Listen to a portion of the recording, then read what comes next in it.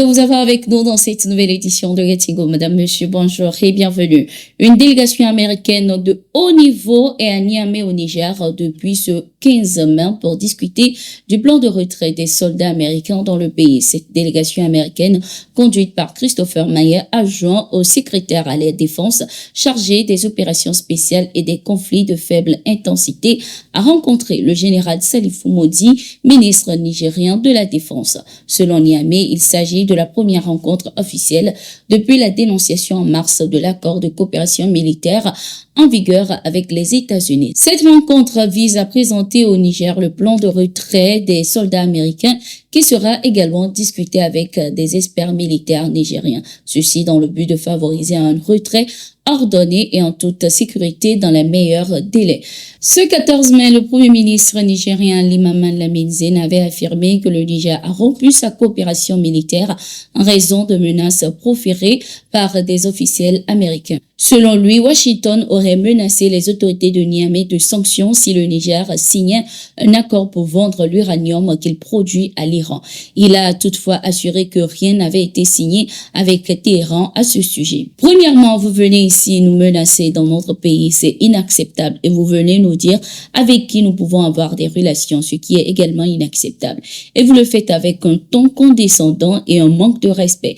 Les Américains sont restés sur notre sol sans rien faire quand les terroristes tuaient nos populations et brûlaient des communes. Ce n'est pas un signe d'amitié de venir sur notre sol et de laisser les terroristes nous attaquer. Nous avons vu ce que les États-Unis font pour défendre leurs alliés comme en Ukraine ou en Israël, avait-il indiqué. Le Bénin vient de revenir sur sa décision en levant le blocus sur l'exportation du pétrole nigérien.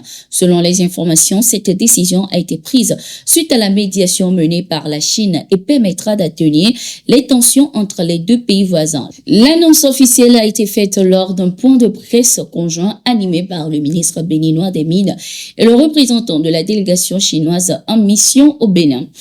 La même délégation chinoise devrait ensuite se rendre à Niamey pour tenter de trouver une issue à ce bras de fer entre le Bénin et le Niger selon les sources. La China National Petroleum Corporation et Niamey ont signé le mois dernier un accord pour la commercialisation du pétrole nigérien qui doit transiter par le Bénin via un oléoduc de près de 2000 km. Ce 8 mai, le président béninois Patrice Talon avait appelé les autorités nigériennes à rouvrir la frontière terrestre si elles veulent que le pétrole extrait du gisement d'Agadem dans le sud-est du Niger soit exporté via les eaux béninoises. Le Niger, de son côté, a affirmé à travers son premier ministre que sa frontière avec le Bénin est restée fermée pour des raisons sécuritaires et y restera tant que la menace existe toujours. Le président sénégalais Bassirou Diomaye Faye poursuit sa tournée après la Côte d'Ivoire. Il est attendu au Nigeria et au Ghana. Il a de ce fait quitté ce 16 mai son pays pour ses différentes visites qui s'inscrivent dans le cadre des efforts continus pour renforcer la coopération bilatérale et promouvoir l'intégration régionale. Durant cette tournée de 48 heures, le président Diomaye Faye rencontrera ses homologues des deux pays avec des entretiens fixés sur le développement de partenariats stratégiques et la consolidation des relations économiques et politiques. Ces discussions visent à renforcer, selon les informations, les liens entre le Sénégal, le Nigeria et le Ghana en mettant l'accent sur des initiatives communes pour le développement durable et la stabilité régionale. Le gouvernement gabonais a réagi aux accusations de torture évoquées par l'ex-président Ali Bongo comme cause de sa grève de la faim. Dans un communiqué lu à la télévision nationale gabonaise, la ministre de la Communication porte-parole du gouvernement, Laurence Ndong, a indiqué que ces accusations de l'ancien président et de ses avocats ne reposent sur rien. Elle a également laissé entendre que le gouvernement gabonais se réserve le droit d'ester en justice contre les auteurs de ces dénonciations calomnieuses et mensongères qui, selon elle, portent atteinte à l'image du pays. Nous sommes surpris d'apprendre par voie de presse que l'ancien président Ali Bongo Ondimba a décidé d'entamer une grève de la faim alors qu'il est traité avec dignité. Ses médecins traitants sont à sa disposition. Sa mère et les autres membres de sa famille lui rendent visite régulièrement.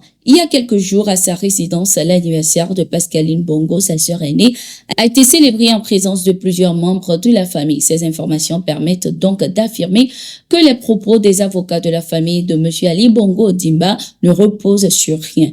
Nous rappelons que l'ancien président peut quitter le territoire national à sa convenance.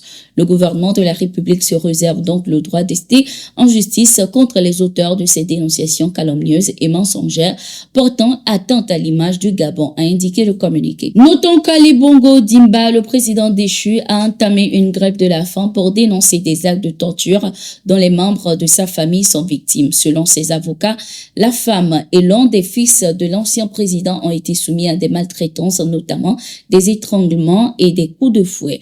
Une plainte a été de ce fait déposée à Paris pour obtenir la désignation d'un juge d'instruction chargé d'enquêter sur ces allégations.